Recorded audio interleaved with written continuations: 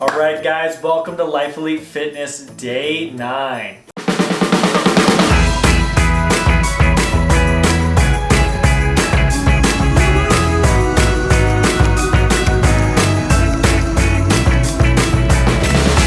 So we're very excited about this talk today. Yeah, this is a fun video. I'm talking about a talk because the talk sounds stressful. This is a very fun video, very interactive for couples. And we've spent a lot of time brainstorming these ideas and how to make couples move from necessarily just watching TV to interacting with each other and starting conversations and building memories together. These are our top 10 ideas for couples to do during Christmas time together. So these are ideas that you could have just like after work, you know, while you're making dinner. These, instead of just like turning on the TV and then like going to bed, these are like ways you can actually like build some Christmassy memories. And I think these totally could transfer in when you have kids and things like that. But I also think it's fun, especially because like we don't have kids right now. This is really like a fun time for us that we get to like make memories, just the two of us. I know we'll have new memories when we have kids, but it's fun having these memories that are just the two of us. So these are our top 10 ideas for things you can do together this Christmas. All right, so number 1 is a great one, as long as you're not too like overwhelming, ambitious, or competitive, and that is puzzle building. It's a great one. Me and Madison love watching B Christmas films,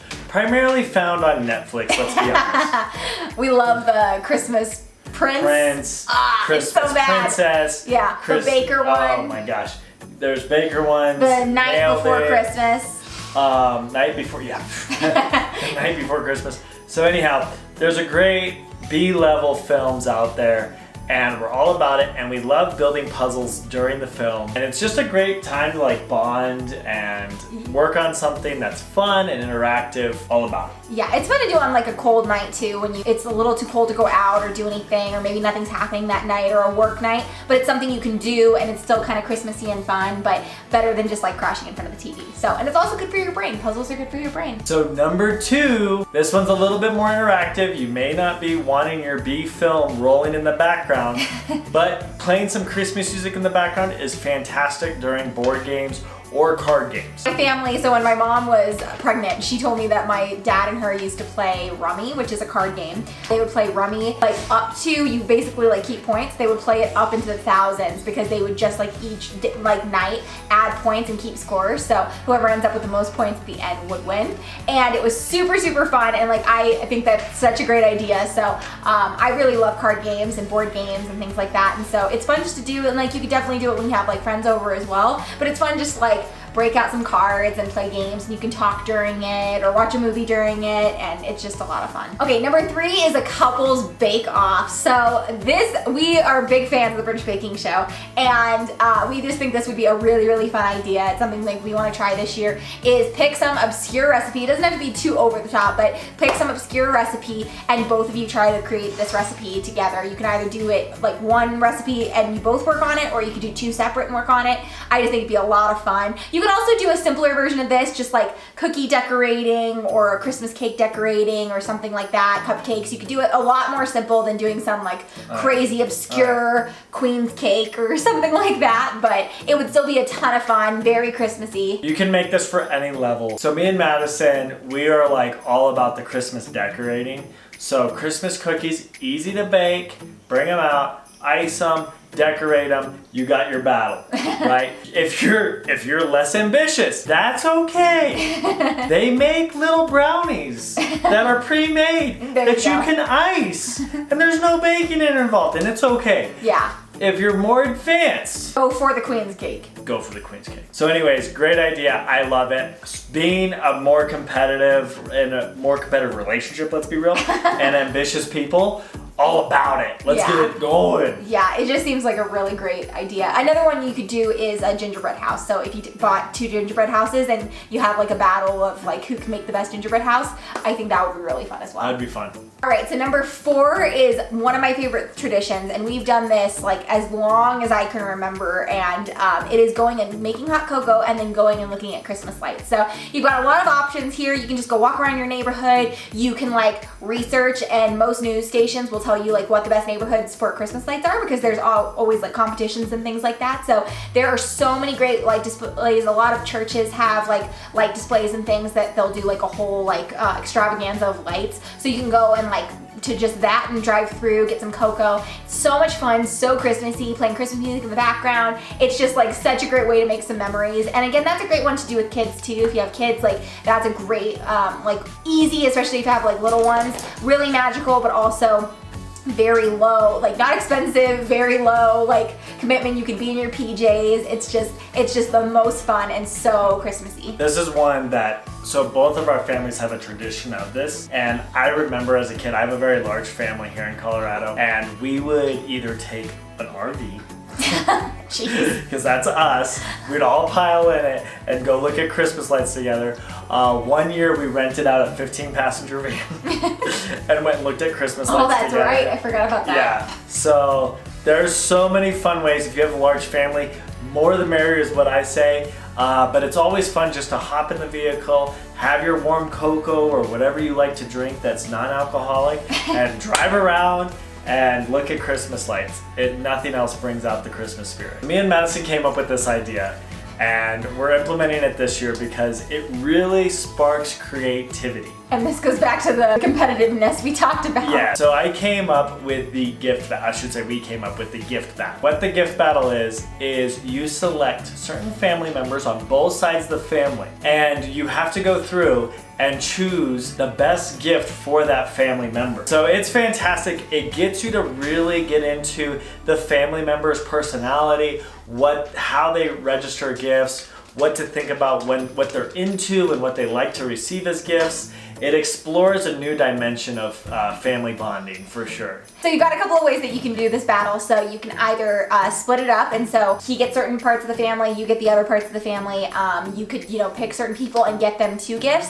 So it might be someone who in-laws or siblings. You could get more than 1 gift for those people, or even close friends. If you have close friends, you're like, we're both gonna get them we're gonna get 2 small gifts for them, and whoever picks the best gift. And you can even let your friends in or your family in on the game a little bit and be like, I picked this one, he picked this one, we want to know which one you like better and stuff. And it's okay because it's just like all playful fun. They're gonna like both gifts obviously, but it's just kind of fun and like healthy competition. So we just think it's gonna be really, really fun. We've got plans to try this out next weekend, so I'm excited. Yeah, next one's been great. So when me and Madison first got married, we actually did this, and then this has kind of turned into a tradition between me and her, and that's making Christmas ornaments. Great, it turned into just really cute, decorative ornaments that go on the tree. But what you start to realize is over the years is like, oh my God, I remember like when you first decorated this ornament, or how we did this one, and it just sparks a lot of memories. Yeah, and it's especially fun if you're newlyweds, or even if you're not, it's just fun to have ornaments from each of the years that you've been married or been together or been dating. It's so much fun, it's so special. And this is another great one for when you have kids or anything like that. You can kind of see the ornaments change throughout time, and so it's really, really fun. I forgot we even did this. Again, you don't really remember it until you bring them out, but I forgot we did this until we were decorating this tree, and I pulled them out and I was like, this one says D+M. I was like, when did we do these? And he was like, oh, did you remember? And I'm like, we found pictures, and it was so much fun. So that's a really fun, easy, way to make memories. And there's so many great tutorials too. So if you are more artsy and like to do really over the top and try new things, there's a lot of great ways to make ornaments. You can add paint inside the actual silver ball itself, inside of the actual ornament, or you can paint the outside, or you can add glitter. There's just so many options, or you can keep it really nice and simple. I'll show ones that we made, but we kept ours really simple. We got just basic red ornaments and then got glitter pens and made them really cute and fun. And so you've got a lot of options there. You can add different kinds of ribbon. It's just fun. It's a lot of fun. Okay, number 7 is reading books together. We kind of touched on this in a video we made earlier in Vlogmas a couple days ago. I'll link it up here, but we love reading books together and we love listening to audiobooks. So this is a great option, especially during the Christmas season. There's so many great Christmas books out there, like Christmas mysteries and Christmas novels. There's old classics like The Christmas Carol and things like that, but you can find a lot of great books and just read them together. It's really, really fun, and it's a great one before bed, especially when you're trying to kind of wind down at the end of the day, or if you want to listen to them on Audible while you're cooking dinner, and you guys can enjoy them together, because it's hard to kind of watch anything like that you want to pay attention to on TV while you're cooking dinner because you're busy. So if you're cooking dinner together, turn on an audiobook. It's great. Read to each other. We like to read to each other on road trips.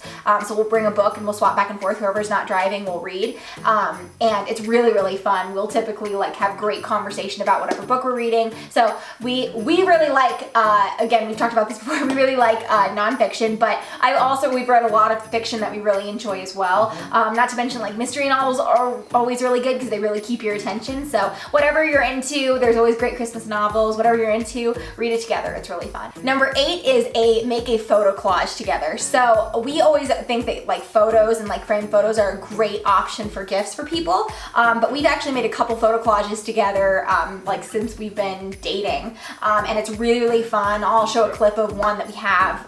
And it's a really great way of like using photos from like vacations or just fun memories. Like the one we have has ones from like little 5Ks we did together. It's got one from our first trip to California together. It's got all sorts of just fun memories. So this is a great way to like use those photos and not just let them like be in your Google Photos forever. You know, it's like use those photos, you clear out your photo stream on your phone and like save some memory space. But also if you're printing out photos for family, this is a great time. Just do it at the same time. Really like this because during the holiday season, you really start to think about your extended family because you're sending out Christmas cards and you're buying gifts for people that you normally actually don't buy gifts for. Because of the fact that they're in your head, you can actually go through and pick out the photos of your family and actually print these things. We're taking pictures and video and all this stuff all the time, obviously. Yeah.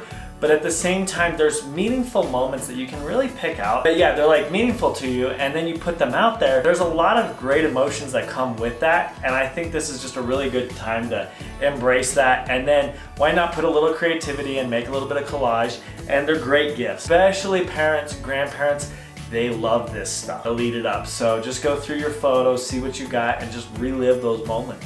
This next one was my idea because there's a lot of great drinks during the Christmas season. And sticking with the competitive nature and couples bonding, we're gonna create a mixology battle. Christmas mixology. Who can make the best Christmas drink? Or the worst. You'd also do the worst. That's how you win. Remake the rules to your game and win. But anyhow, no, this is a great one because there are so many great Christmas drinks out there. Whether you are going with alcohol or non-alcoholic beverages, try it out. It's a lot like the baking one, but get into drinks and beverages, and people are big fans of cocoa.